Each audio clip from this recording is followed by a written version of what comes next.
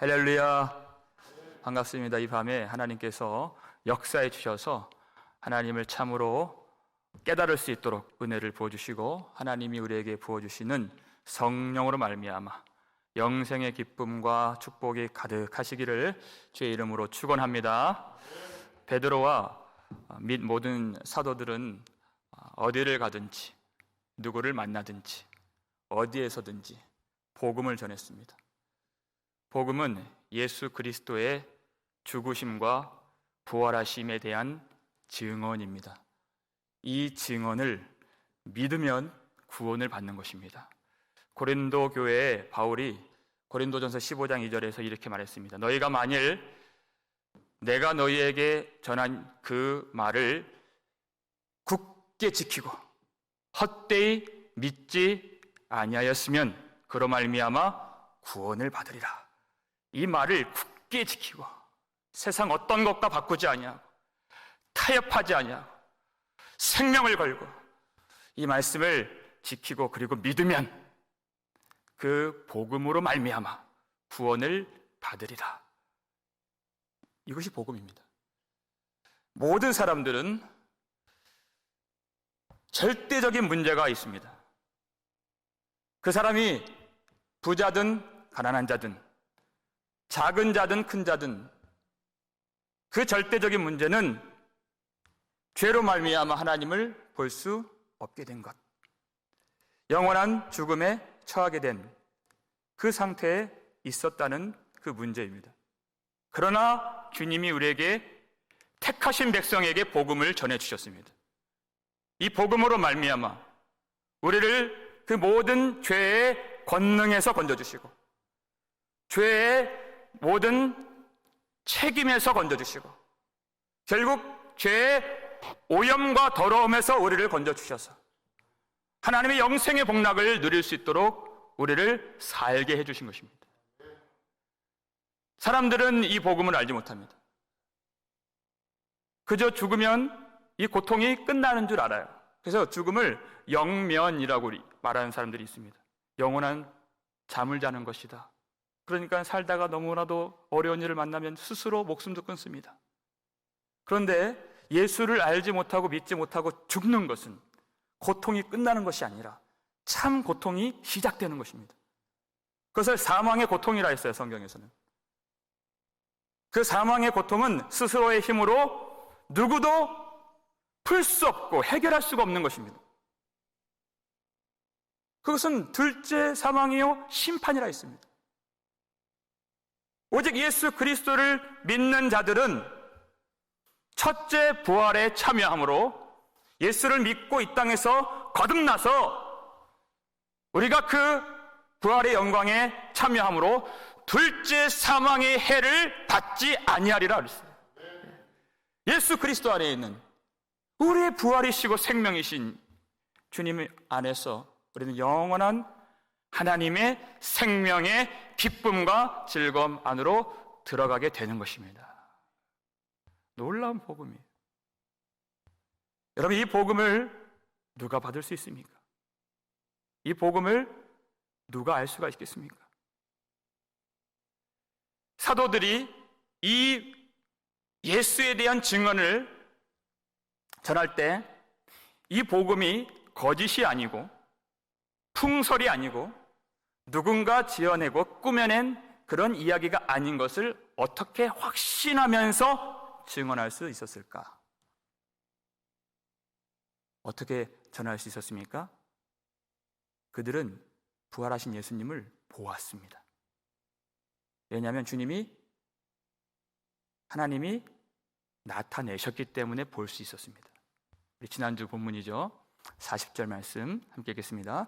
하나님이 사흘 만에 다시 살리사 나타내시되 그랬어요. 하나님이 나타내셨다. 그들이 무슨 재간으로 예수님을 볼 수가 있었겠습니까? 주님이 나타내신 것입니다.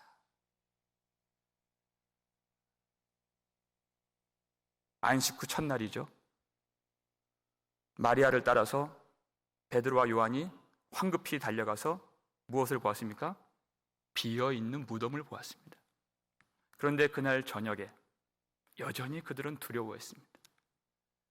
유대인들이 예수님 잡아서 죽인 것처럼 자기들도 당장 끌고 가진 않을까, 죽이진 않을까 두려워서 문을 꼭 걸어 잠그고 있었다 그랬어요. 그리고 숨을 죽이면서 그렇게 숨어 있었습니다. 그런데 그 밤에 주님이 그 꼭 닫혀져 있는 그 문과 벽을 통과하셔서 그 집에 들어오셨어요. 너희에게 평강이 있을지어다. 그렇게 두려워하느냐고, 그렇게 나를 배신했느냐고 주님이 꾸짖지 아니하시고 너희에게 평강이 있을지어다, 너희에게 평강이 있을지어다. 2번 그렇게 말씀하셨어요. 그들에게 가장 필요한 그 위로는 예수님을 볼 때 생기는 것입니다. 그들의 마음 가운데에서 그 기쁨과 즐거움이 다시 새롭게 되었는데 그들이 왜 위로를 받고 두려움이 사라지게 되었는가? 주님이 나타내시고 주님을 보여주셨기 때문에. 주님이 손바닥도 보여주시고 옆구리도 보여주셨어요. 확실히 죽었다가 살아난 나를 보라. 그러니까 제자들이 예수님을 보고 큰 기쁨과 즐거움에 사로잡히게 되었다. 그렇게 말씀합니다. 그런데 여러분, 중요한 것은 예수님 부활하신 그 40일의 기간 동안에 여러 차례 제자들에게 나타나셨습니다. 왜냐하면 된 줄 알았는데, 이제는 거침없이 복음을 전할 줄 알았는데 그렇지 않다라는 것이에요. 주님이 아시죠. 그래서 보여주시고 또 8일 후에 또 보여주시고 또 갈릴리에서 또 보여주신 것이에요. 요한복음 20장에서 그렇게 주님을 경험했는데도 평강이 있을지어다 그 말씀을 듣고 위로받고 마음에 즐거움이 생겼는데도 그들이 다시 갈릴리로 돌아갔어요. 왜냐하면 그건 주님이 하신 일입니다. 주님이 거기서 또 보여주시기 위해서. 요한복음 21장 1절을 볼까요? 읽겠습니다. 그 후에 예수께서 디베랴 호수에서 또 제자들에게 자기를 나타내셨으니, 나타내신 일은 이러하니라 하면서 쭉 그 이야기가 나오는 것이에요. 예수님이 일전에 몇 번 말씀하셨습니다. 내가 다시 살아난 후에 너희들보다 먼저 갈릴리로 가리라. 제자들이 주님의 약속을 기억하고 간 것입니다. 그리고 베드로가 여기서 가만히 있으면 뭐 하겠습니까? 고기나 잡아야 되겠다. 이러니까 나머지 제자들이 나도 하리라 하면서 다 따라 나섰어요. 이들이 얼마나 고기 잡는데 전문가들이었어요? 그런데 그날 밤 고기 잡은 것이 있습니까? 3절 후반부 보니까 함께 읽겠습니다. 그날 밤에 아무것도 잡지 못하였더니 하는 것이에요. 여러분, 이것도 주님의 역사입니다. 여러분, 갈릴리 호수 디베라 바다는요, 망망대해가 아닙니다. 호수입니다. 거기는. 그러니까 이들 평생 어부 생활했던 이 사람들한테는 손바닥 보듯이 다 보이는 데예요. 평생 고기를 잡았던 베테랑들입니다. 고기 못 잡는 것도 주님의 역사예요. 왜냐하면 주님의 임재를 보여주시기 직전에는 주님의 부재를 경험케 하십니다. 밤에 못 잡았다 그랬어요. 요한이 생각하는 밤은 주님이 계시지 않는 영역입니다. 그것을 경험케 하시는 것이에요. 나를 떠나서는 너희가 아무것도 할 수 없습니다. 평생 이 말씀을 기억하도록 경험시켜 주신 것입니다. 우리가 언제 주님 만날 수 있습니까? 내 힘으로 잡았다, 내 힘으로 이루었다 할 때에는 주님의 영광을 우리가 볼 수가 없어요. 왜냐하면 그 상태에는 세상의 부귀와 그 영화와 그 권력에 취해 있기 때문에 주님이 오라, 방황치 말고 오라, 와서 복을 받으라 하는 주님의 음성이 들리지 않는 것이에요. 눈이 가려져서 보이지 않고 귀가 닫혀져서 들리지가 않는 것입니다. 자기의 힘으로 아무것도 잡지 못한다는 것을 알 때, 내 인생의 그물에 텅 비어있는 것을 그가 자각할 때, 그때 주님이 나타나시고 임재하신다는 것입니다. 여러분, 우리 손으로 잡히는 것이 없는 것은 하나님이 하신 일입니다. 주님이 나타내시기 위해서. 그렇게 내 힘으로 잡으려고 했던 그 무엇보다, 그 누구보다 더 귀하신, 비교할 수 없는 주님을 보여주시기 위해서, 주님의 임재를 경험시켜 주시기 위해서 그 밤에 그렇게 고기를 쫓아내신 것이에요. 그때 그 차가운 바닷가 위에 주님이 서십니다. 그때까지만 해도 제자들이 누군지 몰랐어요. 그런데 예수님께서 너희에게 물고기가 있느냐, 잡은 것이 있느냐 물으시니까 없나이다.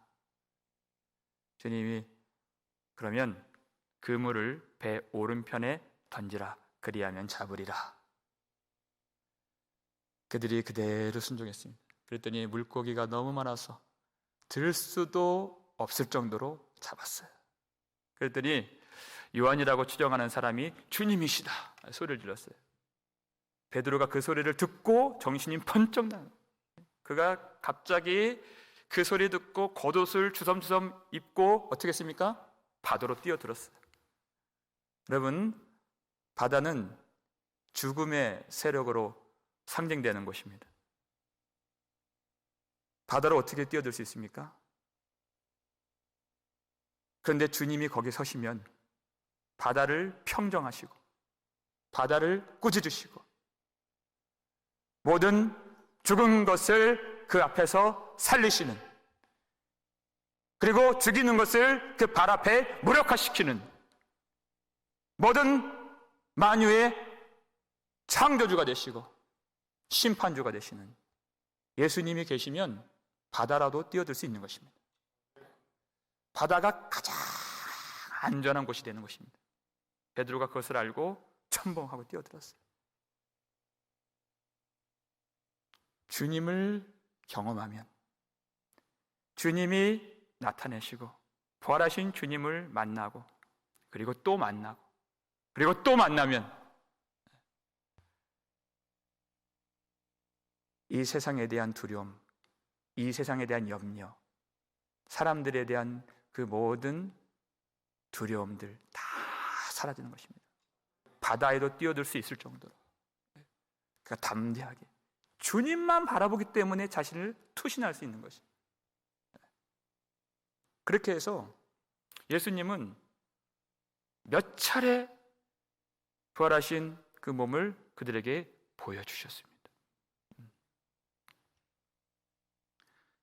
누구에게 보여주셨습니까? 모든 사람에게 보여주신 것이 아니에요. 주님이 미리 택하신 자들에게 보여주신다. 오늘 본문입니다. 우리 오늘 본문 다시 한번 함께 읽겠습니다. 모든 백성에게 하신 것이 아니요 오직 미리 택하신 증인 곧 죽은 자 가운데서 부활하신 후 그를 모시고 음식을 먹은 우리에게 하신 것이라. 아멘. 그랬어요. 오직 미리 택하신 증인들에게 주님이 나타내셨다는 것입니다. 주님이 미리 택하신 자들이 있고 미리 아신 자들이 있다. 제자들은 예수님을 몰랐지만 예수님은 제자들을 항상 보고 계셨다는 것입니다. 미리 아셨다는 것이.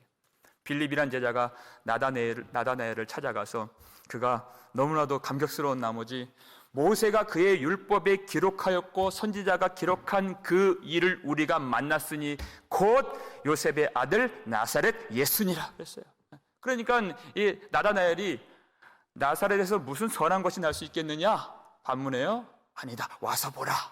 와서 보니까 예수님이 나다나엘에게 빌립이 너를 부르기 전에 내가 무화과 나무 아래 있던 것을 보았도다, 보았노라 이렇게 말씀하셨어요.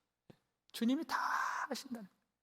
무화과 나무는 무엇이었습니까? 이스라엘 백성들이 하나님의 영광의 때가 회복되는 그 상징이 바로 무화과나무. 하나님의 그 회복의 역사와 하나님이 주시는 안식과 평강을 상징하는 것이에요. 그러니까 경건한 유대인들은 그 무화과나무 아래에서 하나님이 나타나시고 하나님이 임재하셔서 이 모든 고통과 죄악과 이 모든 슬픔과 이 모든 상처에서 건져주시기를 간절히 기도하고 하나님의 약속을 마음에 담고서 주님을 소망하는 이 푸르고 푸른 무화과 잎사귀 나무처럼 하나님의 그 푸르른 계절이 오도록, 예수 그리스도의 푸르른 계절이 오기를 간절히 소망하고 기도했던 그 자리가 무화과 나무 아래였습니다. 예수님이 내가 너의 간구를 아노라, 내가 너의 그 간사한 것이 없는 그 소원을 아노라, 너의 모든 것을 알고 너의 앉는 것과 너의 일어섬과 너의 생각을 다 아노라. 왜냐하면 계속 지켜보고 계셨기 때문에 다 아시는 것이에요. 여러분, 베드로는 어떤 사람입니까? 이 지금 고넬료 집안에서 설교를 하고 있는 이 베드로, 무엇 때문에 하나님이 이를 미리 택하신 것입니까? 예루살렘 안에만 하더라도 베드로보다 훨씬 탁월한 사람들이 얼마나 많이 있었을까요? 말 잘하는 사람도 많았을 것이고, 영향력 있는 사람들도 많았을 것이고, 돈이 많아서 힘 있는 사람들, 또 선교에 여러 가지 보탬이 될 만한 그런 유력한 사람들이 많이 있었을 것입니다. 그런데 저 시골 갈릴리 그 동네에서 아무런 이름도 나지 않고 배운 것도 없는 평범하기 그지없는 어부 출신의 베드로, 무엇 때문에 그를 미리 택정하신 것입니까? 사람이 어떤 사람을 선택한다면 그를 택할 만한 이유가 있습니다. 그래야 이 공동체 앞에 납득이 가능하고 설명이 가능한 것이에요. 내가 이러이러해서 이 사람을 택했습니다. 이 사람이 참 잘하는 것이 있습니다. 공부를 잘하든지, 재능이 있든지, 겸손하든지, 착하든지, 실력이 있든지, 특출난 뭔가가 있어야 그래서 택했구나 할 만한 게 있다는 것이에요. 그럼 베드로에게 무엇이 있습니까? 갈릴리에 있는 사람들은 베드로보다 못한 사람들이 별로 없습니다. 근데 베드로가 이 사실을 깨닫고 하나님은 외모로 취하시는 분이 아니라는 것을 고백하는 것이에요. 외모라고 하는 것은 사람들이 보는 바 그 조건을 말하는 것이에요. 사람들이 납득하고 이해할 수 있는 그런 조건들을 말하는 것입니다. 아무리 생각해도 자신 안에 하나님께 택함 받을 만한 어떠한 이유가 보이질 않고 조건이 없는데 하나님은 왜 미리 나를 택하셨을까? 찾다 한 가지 이유를 우리가 찾아본다면 내게는 없지만 하나님께는 있는 그 이유가 있습니다. 그것이 하나님의 은혜입니다. 오직 하나님께만 있는 그 이유, 전적인 하나님의 은혜로 말미암아 그를 택정하여 주십니다. 그러니까 은혜라는 것은 예수님께서 갈릴리에서 이 사람을 선택하셨을 때 잘할 수 있을까? 한번 시켜보자. 그리고 잘하는지 못하는지, 담대한지 담대하지 아니한지, 잘 전하는지 잘 못 전하는지 시험 삼아 테스트 해보시고 안 되면 버리시는 그것이 아니라는 것이에요. 주님은 미리 다 하셨습니다. 그와 그 속에 있는 허물과 연약함과 죄까지 다 하셨어요. 베드로가 어떤 사람이었습니까? 누가복음 22장 54절을 보게 되면 예수님께서 잡히셨습니다. 그리고 대제사장의 집에 끌려가셨어요. 그런데 베드로가 어떻게 할 수가 없는 거예요. 말씀 보니까 베드로가 멀찍이 따라가니라. 멀찍이. 여러분, 얼마나 가슴 아픈 말입니까? 그가 불과 몇 시간 전에 뭐라고 얘기했냐면, 누가복음 24장 33절에 주여, 내가 주와 함께 오게도 죽는데도 가기를 각오하였나이다. 얼마나 그렇게 큰 소리를 쳤는지 몰라요. 주와 함께 감옥에도 들어가고 죽는데도 들어가고 어디든지 함께 가겠나이다. 불과 몇 시간 전에. 그런데 주님이 잡히시니까 가까이 못 가는 겁니다. 자기까지 함께 딸려 들어갈까 봐, 거기에 함께 채찍질 당할까 봐, 함께 십자가에 달릴까 봐 가까이 못 가는 거예요. 그런데 그 대제사장 집 앞에 뜰이 있었는데 거기에 사람들이 숯불을 피워놓고 사람들이 추우니까 거기에 앉아 있는 거예요. 종들이. 베드로도 그 사이에 가만히 앉았습니다. 자기 티내지 않고 잘 앉아 있었어요. 그런데 어떤 여종 하나가 베드로를 탁 알아보고 이 사람이 그와 함께 있었느니라. 그랬더니 여러분, 사람들이 우리가 예수의 제자인 것을 알아봐 준다면 얼마나 영광스러운 일, 얼마나 기쁜 일입니까? 그런데 베드로가 진땀을 흘리면서 나는 아니로라. 나는 내가 그 사람을 알지 못하노라. 그렇게 얘기를 했어요. 그랬더니 또 사람들이 너는 그 도당이라. 이렇게 얘기를 했어요. 이 사람아, 나는 아니로라. 또 부인했어요. 그랬더니 또 시간이 지나서 베드로를 지목하면서 사람들이 이 사람은 정확하게 갈릴리 출신 사람인데 참으로, 그랬어요. 참으로 그와 함께 있었느니라. 정확하게 알았어요. 출신까지 알았습니다. 베드로가 이 사람아, 나는 내 말을 도무지 알지 못하노라. 나는 아니로라. 그렇게 예수님을 부인했습니다. 그날 그 안에 계신 주님과 눈이 마주쳤어요. 그리고 그는 밖으로 나가서 심히 통곡했다 그랬습니다. 여러분, 주님을 알지 못한다고 하는 그 배신자를 어떻게 제자로 삼을 수가 있겠습니까? 그런데 주님은 그것을 알고 계셨다는 것이에요. 미리 아셨다는 것은 그 속에 있는 죄를 다 아셨다는 말도 되는 것입니다. 그래서 그가 내가 주와 함께 오게도 죽는데도 함께 가기를 각오하였나이다 라고 얘기했을 때 내가 오늘 주님 말씀에 달기 3번 울기 전에 나를 부인하리라. 주님은 그것까지 다 알고 계신 거예요.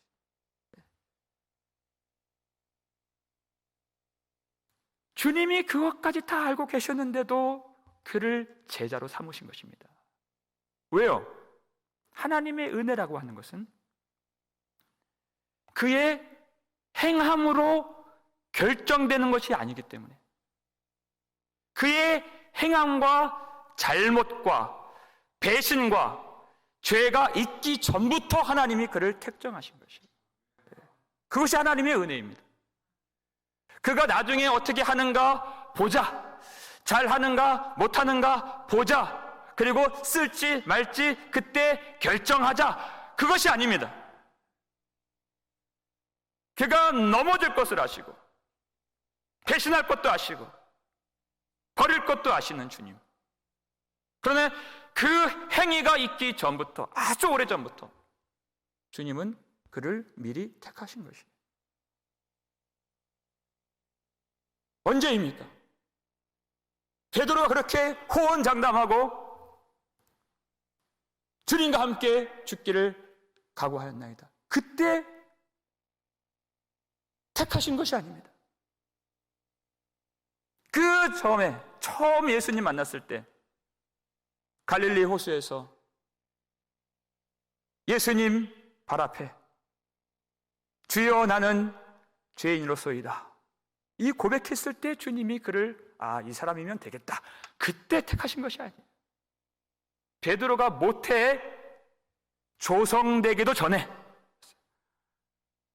주님이 이 세상을 만드시기도 전에 주님은 베드로를 미리 아시고 그를 미리 부르신 것입니다. 주님이 불러주시면 절대 버리지 않으십니다. 주님은 부르신 자를 사랑하시되 끝까지 사랑하신다 그랬어요. 끝까지 사랑하신다. 모든 것을 다 아시는 주님, 잘한 것도 아시고 못한 것도 아시는 주님, 끝까지 사랑하시고, 그리고 그에게 주님은 그가 잘못했을 때 그를 버리시는 것이 아니라 그에게 영광을 보여주시고 부활하신 자신을 나타내시는 것입니다. 그래서 결국 그 영광을 전하는 종으로 주님이 반드시 만들어 내신다는 것이죠.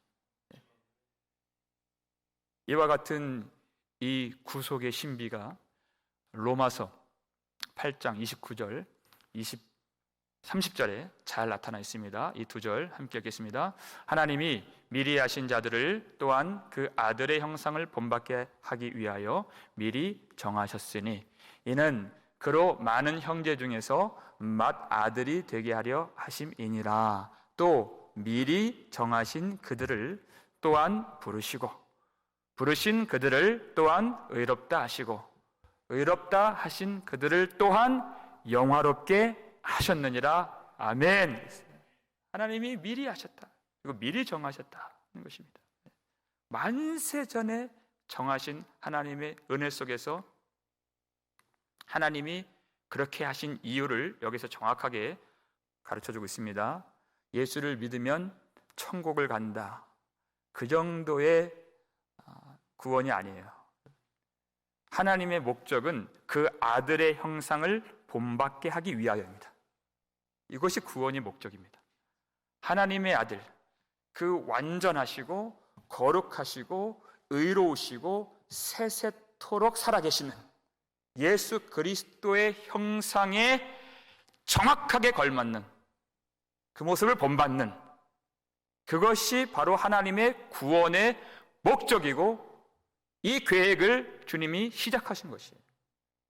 여러분, 예수 그리스도의 영광을 보시면, 예수 그리스도께서 지내오신 길을 보시면 그것이 바로 우리의 길이 되고 우리가 받을 영광이 되는 것을 분명히 아셔야 됩니다.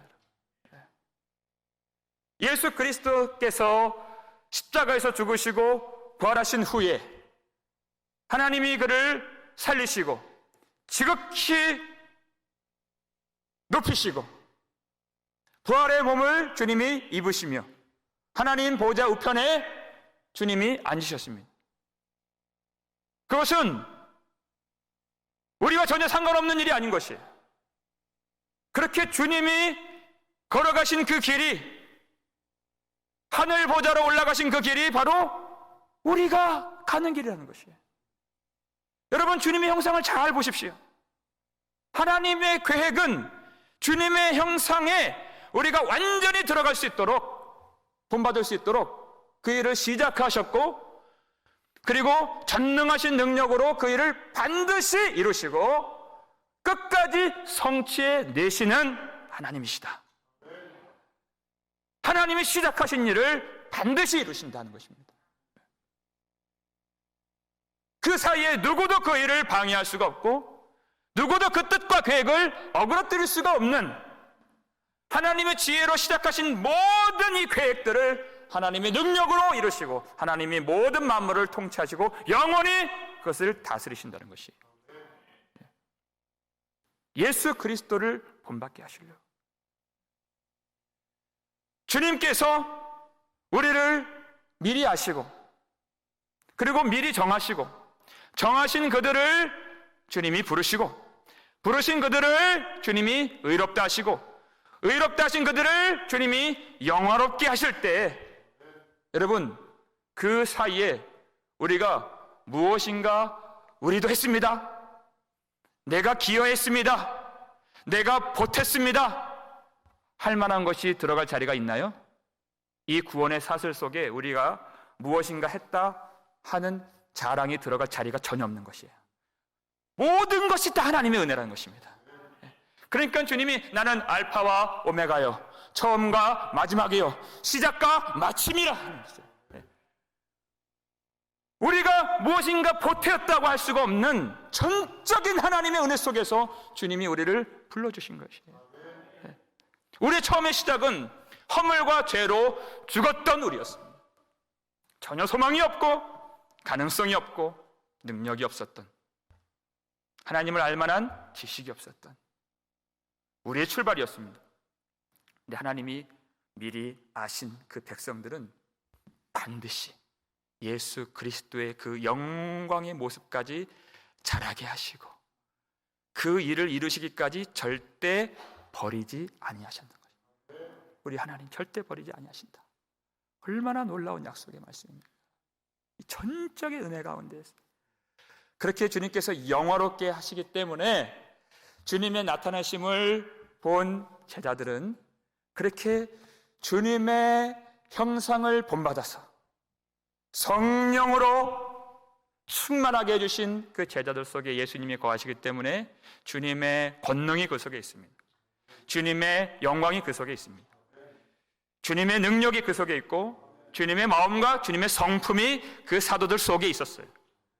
그래서 그들이 어디를 가든지 누구를 만나든지 이 예수의 증언을 전할 때마다 그들은 자기를 나타내는 것이 아니라 우리를 위해서 죽으시고 부활하신 예수 그리스도의 영광을 나타낼 수 있는 것입니다. 왜냐하면 성령으로 그들이 이 복음을 전할 때 주님이 나타나시기 때문에.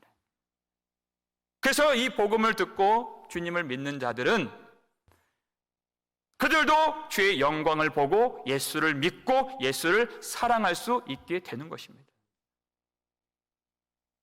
고넬료가 구원을 받는 이 사건도 마찬가지입니다.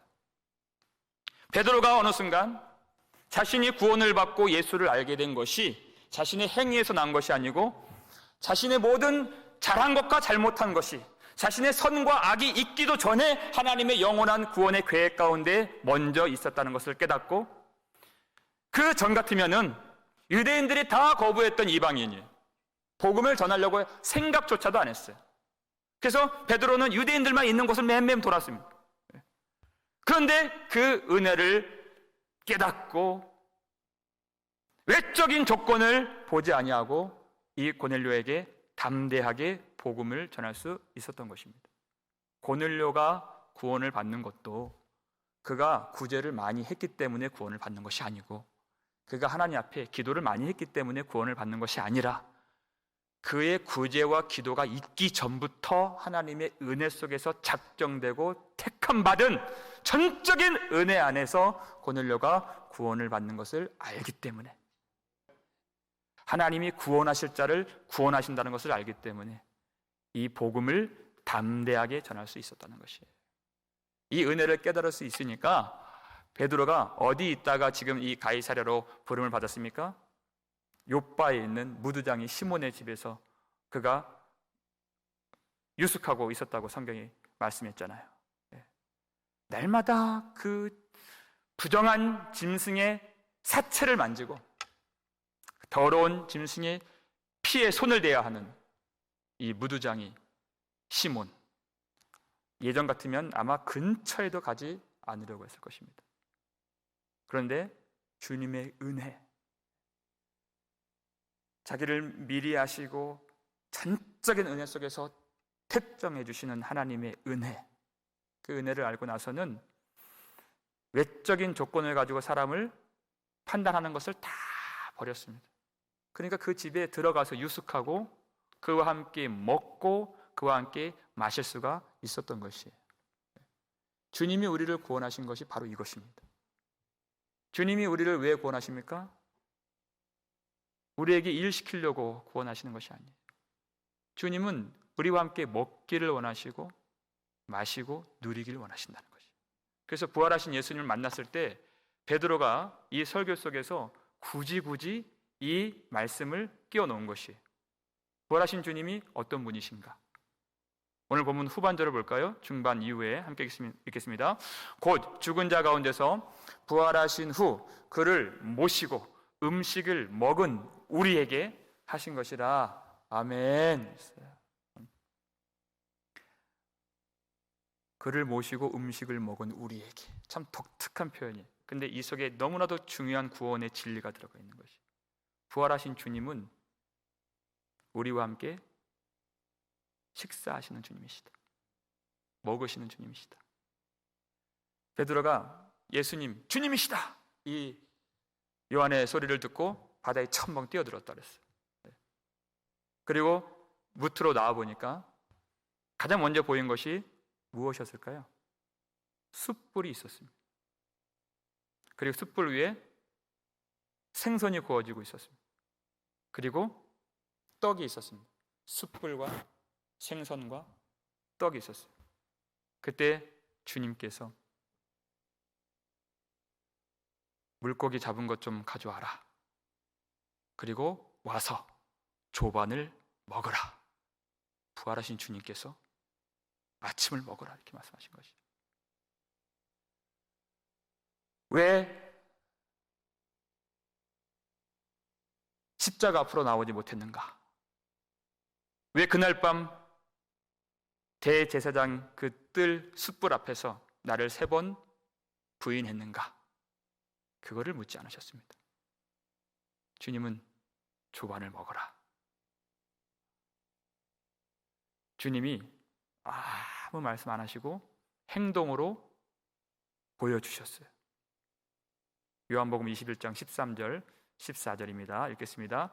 예수께서 가셔서 떡을 가져다가 그들에게 주시고 생선도 그와 같이 하시니라. 이것은 예수께서 죽은 자 가운데서 살아나신 후에 3번째로 제자들에게 나타나신 것이라. 아멘. 예수님이 죽은 자 가운데서 부활하신 후에 무슨 일을 하셨습니까? 그들에게 아침을 서빙하셨다는 거죠. 떡을 직접 가져다 주시고 생선도 가져다 주시고. 요한복음에서 숯불이라는 단어가 2번 나와요. 처음에 베드로가 예수님 부인했을 때, 배신했을 때 그때 숯불이 나와요. 지금도 숯불이 타고 있습니다.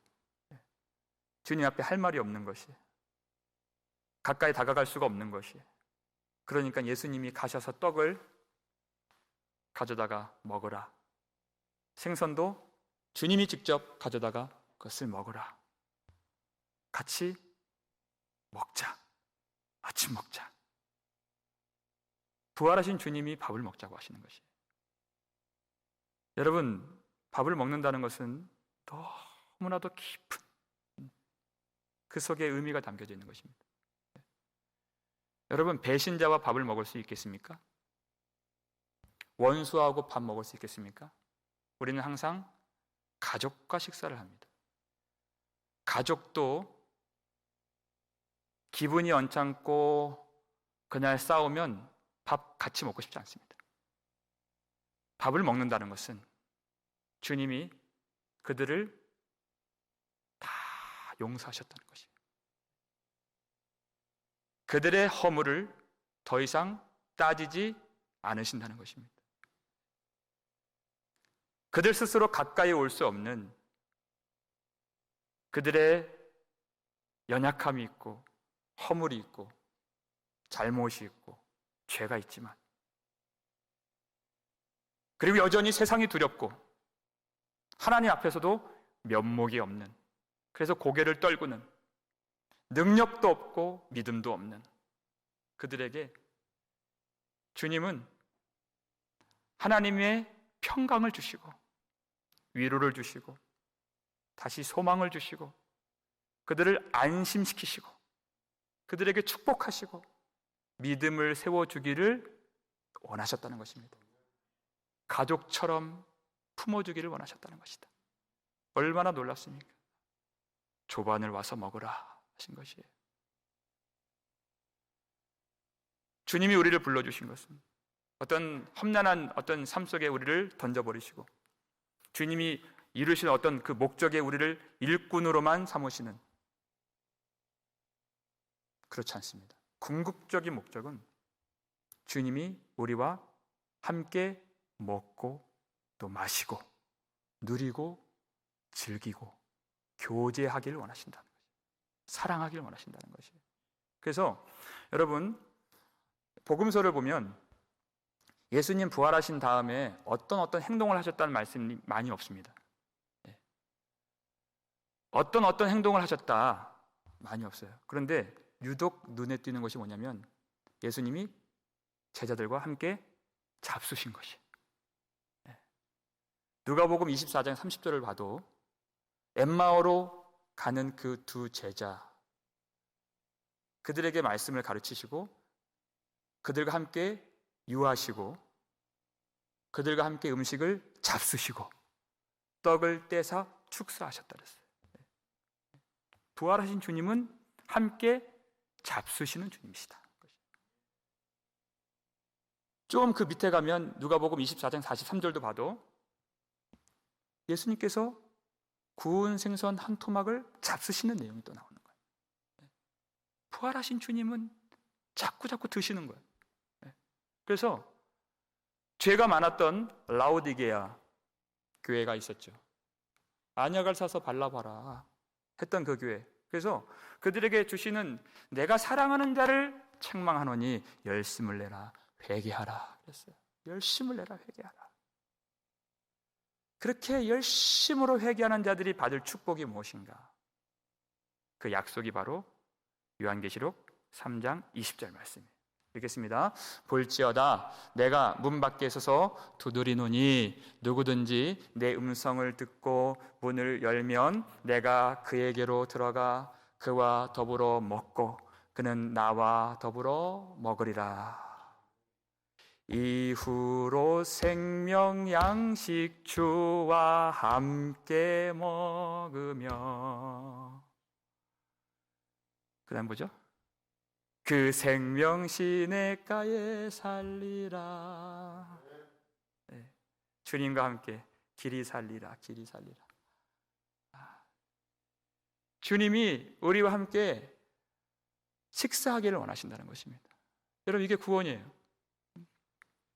주님이 우리의 가족이 되길 원하신다는 것이에요.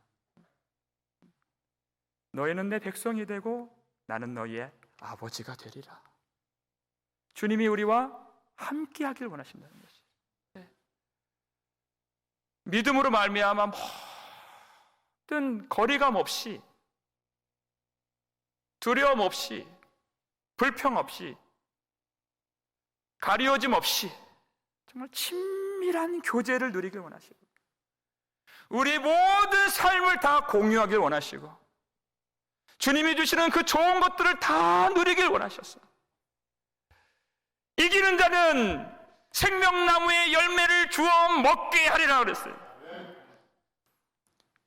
주님이 주시는 가장 아름답고 가장 좋은 것을 주시기 위하여서 부활하신 주님은 우리를 항상 재촉하시고 우리를 보기를 원하시고 우리를 만나주시고 우리를 찾으시고 우리를 인도하시고 우리를 붙들고 절대 우리를 버리지 아니하신다는 것입니다.